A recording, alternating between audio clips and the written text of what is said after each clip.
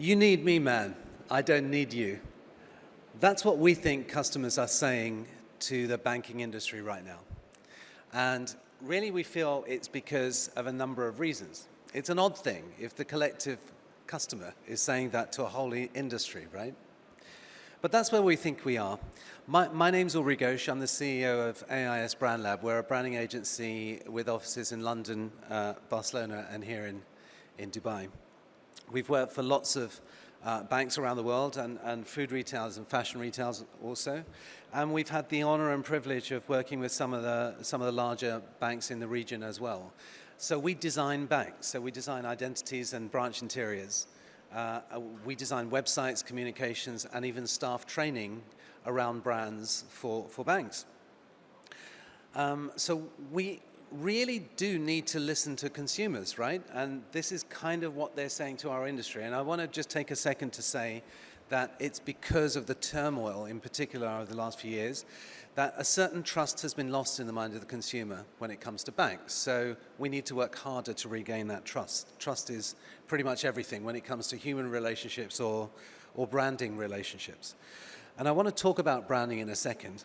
Another reason that consumers are saying, they don't need banks is because there are so many options now with social media, companies like Zopa enabling people to lend and borrow money to each other, Visa launching devices where you don't need change anymore, you can just click it and you can load it with $25 and just pay for bread and milk every day.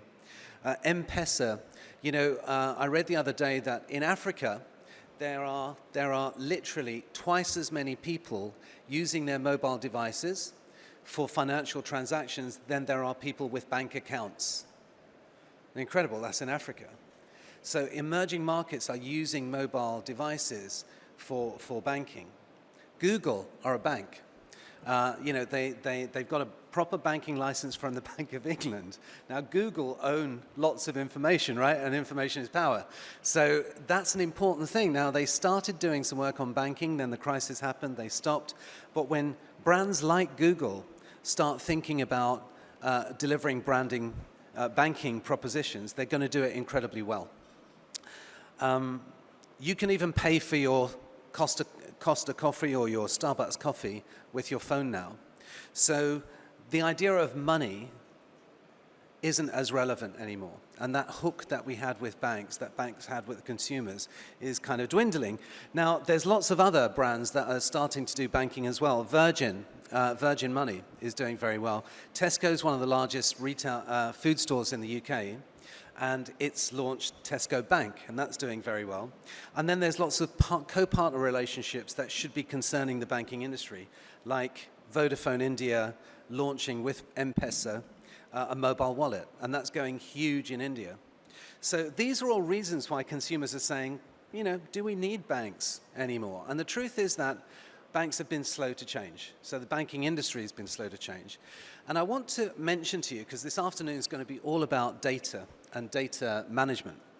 And I want to tell you that it's very odd to me that we work with food retailers and we work with fashion retailers, and and they use data very effectively. They use it very effectively to understand their consumers better. Now, you guys in the banking industry have more data on consumers than any other sector, and yet I fear you know less about your consumers than fashion or food retailing does. Now that's kind of strange. You've got the data, but you're not using it. Not like they do. They use it really intelligently. So banks need to change. If banks don't change, what's begun to happen in some countries will continue to happen. So banks can shut the doors and close down, or banks can go online. As Brett was saying yesterday, banking should all go online. Now that worries me as a branding guy, because if you imagine a world where all banks were just communicating online or on the telephone, here's what would happen. Consumers would simply cherry pick products.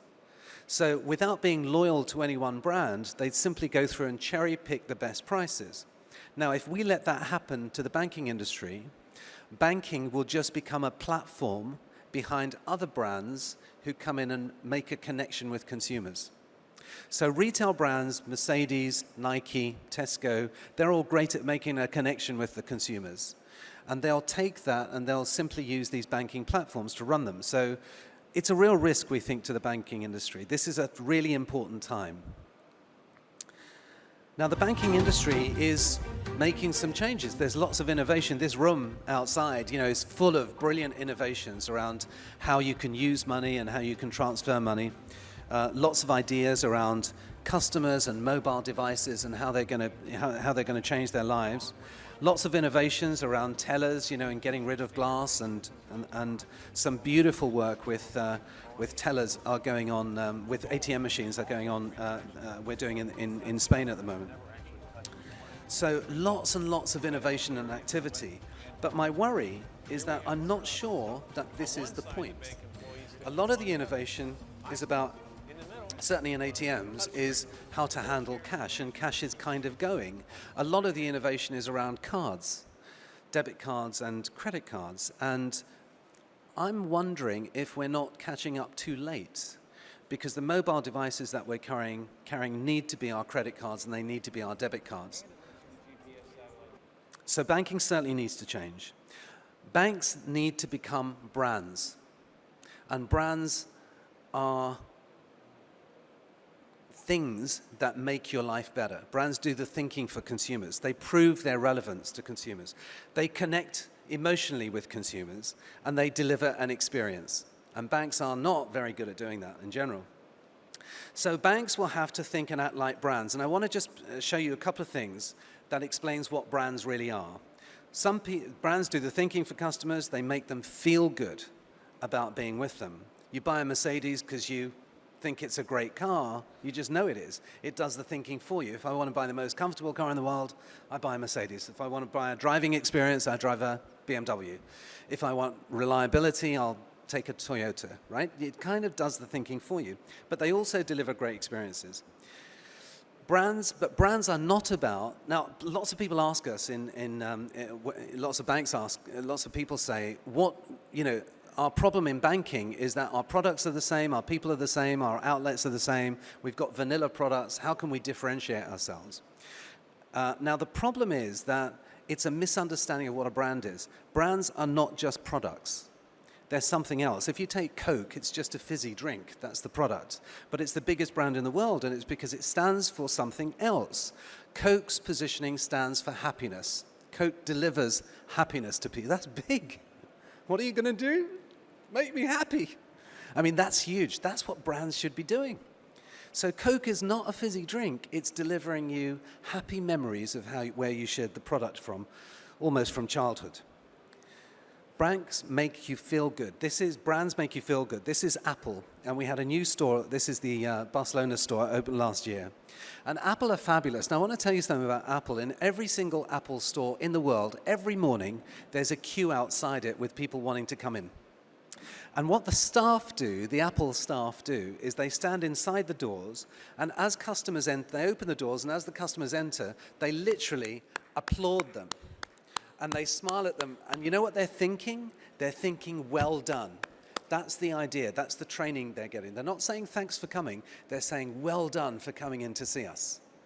That's a real experience. And of course, it goes that way through the day in the Apple stores. These kids, these geniuses, really connect with children and anybody who wants to know about that product. They're making people feel good.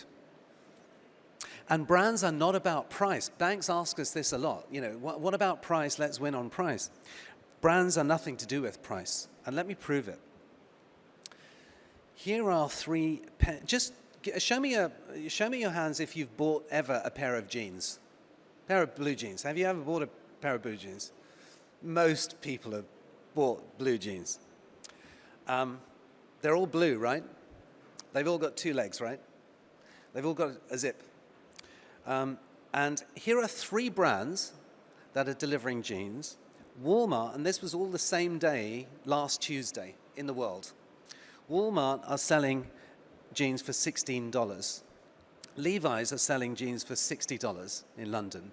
And Prada opened a new store in LA, and they're selling jeans for $600. Now, here's the point. The woman that buys a $16 pair of jeans, as she's shopping in a Walmart store with her three kids following her around, takes those jeans home and she puts them on and she's happy. She got a great deal and she got a new pair of jeans, right? And the girl that goes into a Prada store and buys the jeans looks at herself in the mirror and thinks, my bum's a bit big in this. No, I'm kidding. She's really happy with those jeans, right? So these brands are delivering something happy, a kind of feeling to those people, whether it's Walmart or Levi's or Prada. That's what branding is. So it proves that it's not about price, right? These are really important messages for banks who need to become brands. Now, I just want to give you a quick example of what we think about branding of the future, because this is Future Bank. Now, we think that the discussion yesterday with Brett was all, he's very keen on banks not having branches, and we think that's the wrong question. We think the question really is around what kind of distribution system is right for your customer as a bank. And I want to show you a kind of our vision of what a branch might be like. This is a bank. This is a flagship branch. But there's no tellers here. This is an experience. This is a place you go to learn about what this brand can really do for you. You know, the way we've broken the products down, we're creating departments in the bank. Near-field communications mean that the bank knows this couple. It knows about them. You know, the communications on the wall speak directly to them. That's intelligent branding. Inside, instead of using banking speak like loans and mortgages and all that, we're breaking the departments into my home, my choice, my life, and my future. That's gorgeous, isn't it? That's a way of connecting really emotionally with people and doing something true and authentic to make their lives better. ATM machines don't need to look like washing machines. As they become more multifunctional, we think people should sit down, have a bit more privacy, a place to put your bag, and multifunction at the ATM machines. No tellers, so it's all about relationship building. You wouldn't have many of these branches, but if you're a global bank launching, Paris, New York, London, Milan, you'd have 4 flagship branches, and that would make a real stir. You couldn't walk past these branches, right? You'd have to go in, and you'd learn about your life. At the back of this area, there's a touch screen, surface computing touch screen, and you would touch the screen on your age. So I'd touch, 21, and it would come up with the products that are right for me. Okay, and you could do that. You could say we're a family of 4, or we want to buy a car, and it would tell you. Then we've got these areas where you can learn about how the bank is going to help you live your life. And then we've got these beautiful chat rooms where you can go and talk to specialists. So if you wanted to talk to a private banking specialist, you could, or if you needed to sign forms, you do them in these chat rooms. So that's one format, and there wouldn't be many of them, but they'd be flagships. And there might be, with this particular bank, lots of these. These we're calling contact points. They're very small, about as big as this area on the stage. And they'd be in shopping centers and places where people go, airports. And it would be places where you'd learn about online banking, you'd learn about mobile banking, you could connect with your bank, you could have a quick private meeting. Isn't that smart? Isn't that a smart way of thinking about it? Big flagship branches and lots of small contact points. Much more effective than the cumbersome distribution channels that so many banks have. And those areas, those interiors would link with the website. This is the website we've designed. So my home, my choice, my future, my life. You click on those and you buy them like apps. And then, of course, the phone. Now, the phone is really important because the website would link to the phone. So just as the branch interior drives you to the website and communicates it, the online drives you to the mobile phone, and you can do one-to-one talking with people, which is really important. My life, my future, my money, my change. You can use the phone to, pay for things. This is the future of banking. This is where it's going. And of course, making that physical connection with somebody, with a specialist in the bank, via your phone, just via FaceTime. All of the technologies we've used in this kind of concept design are available today, and they're cost effective. They're not things in the future. They're here right now. You can applaud that. I think it's quite a nice concept, right? Thank you.